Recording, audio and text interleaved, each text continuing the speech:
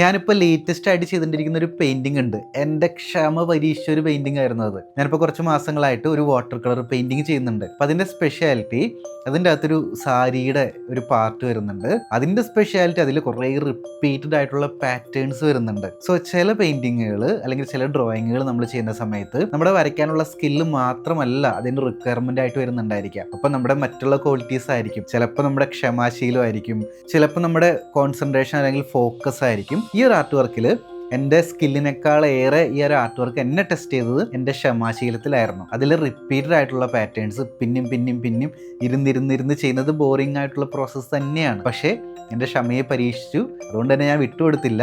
ഞാൻ കംപ്ലീറ്റ് ആയിട്ട് ആ സാരിയുടെ ഡിസൈൻസ് വരുന്ന പോർഷൻ എല്ലാ ഭാഗത്തും ഒരേ ക്വാളിറ്റി പോലെ തോന്നുന്ന രീതിയിൽ മാക്സിമം ടൈം എടുത്ത് ഞാനത് കംപ്ലീറ്റ് ആക്കി എന്നുള്ളതാണ്. ഈ ഒരു ആർട്ട് വർക്ക് ഫുള്ളായിട്ട് കംപ്ലീറ്റ് ആവാനായിട്ട് ഇനിയും കുറേ കാര്യങ്ങൾ ബാക്കിയുണ്ട്.